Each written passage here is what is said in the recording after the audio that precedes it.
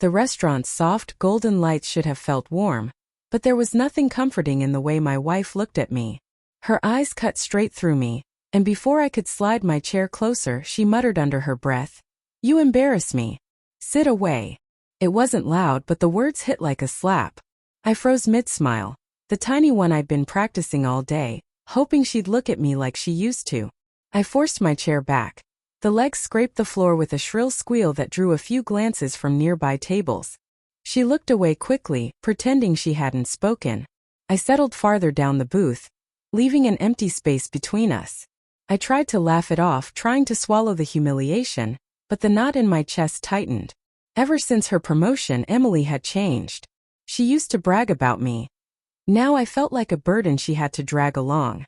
I stared at the flickering candle in front of me, wondering when she had stopped seeing me as someone she loved and started seeing me as someone she merely tolerated. Minutes crawled by. She scrolled through her phone, smiling at messages she didn't let me see. My heartbeat thudded in my ears.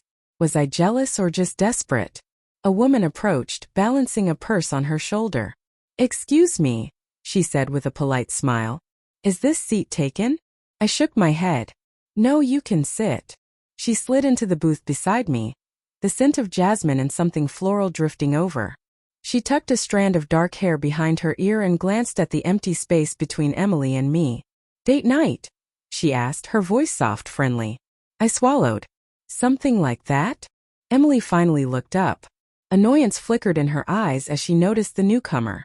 "Hey, she started, irritation sharpening her voice. The woman leaned closer to me, not intending to cut her off. "Your shirt has lipstick on the collar," she whispered, eyes curious. I stiffened. Emily's gaze dropped to my collar, and for a fleeting moment panic crossed her face. Then anger, then something resembling fear. "I don't wear lipstick," she said, her voice brittle.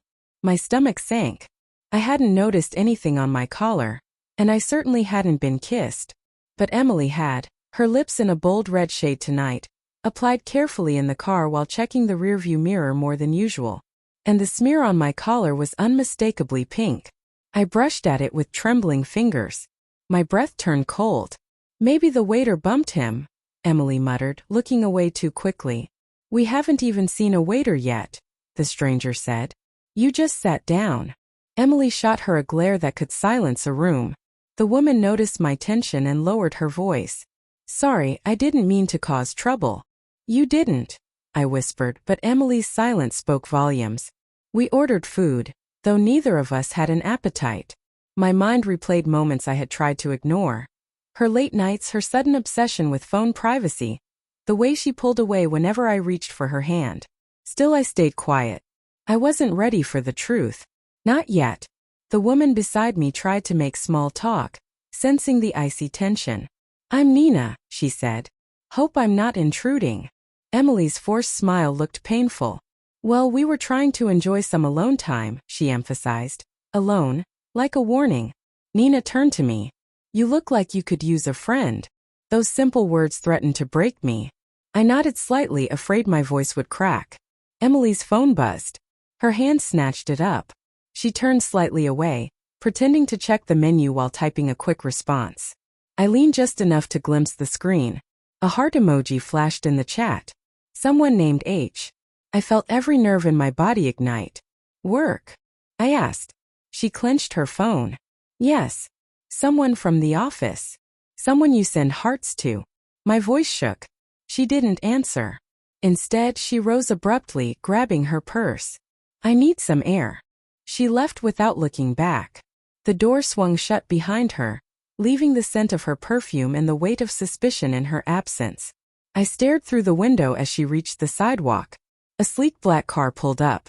The window rolled down. A man smiled at her. She smiled back. Not the same smile. One meant for someone who made her feel alive. She got in and the world blurred. Nina touched my shoulder gently. "I'm sorry," she murmured. "I didn't mean to be part of whatever this is." "It's not your fault." My voice cracked. I fumbled for words, thinking of the years we'd built together. The dinners she once cooked while humming, weekends curled up on the couch, the first time she told me she loved me. When did I stop being enough? Tears stung my eyes. I tried to blink them back. Do you want to talk? Nina asked. I don't know what I want. The admission hurt almost as much as the betrayal.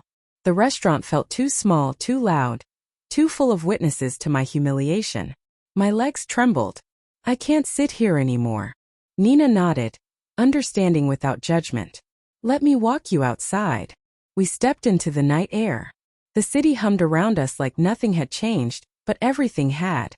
Emily's phone buzzed repeatedly from where she'd left it on the table. I glanced at the screen. Messages from H. Had a great time earlier. I miss you already. Wish you were still in my arms. Each notification hit like a punch. Nina took the phone carefully and handed it to me. You deserve the truth, she said, quiet but firm. My heart ached. Not from anger, but from realizing she had checked out long before I noticed. Minutes later, Emily returned. The car was gone.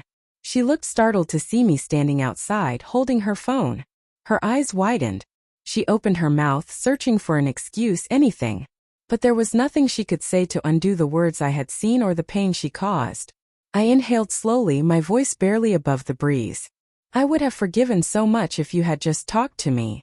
Her face crumbled, fear replacing arrogance. Wait, please. It's not what you think. But the truth was already there, carved into my heart. I wasn't leaving out of rage. I was leaving because staying meant losing myself. I handed her phone back. Her fingers trembled as she took it. I hope he makes you feel proud, I said. Because I haven't in a long time. Then I walked away, not fast, not running, just steady, heartbreaking steps. Nina watched me go, worry and empathy in her eyes. She didn't call after me. She knew this was something I had to do alone. My breath shook as I reached the corner, the night swallowing the last of the hope I once clung to. Behind me, Emily cried my name.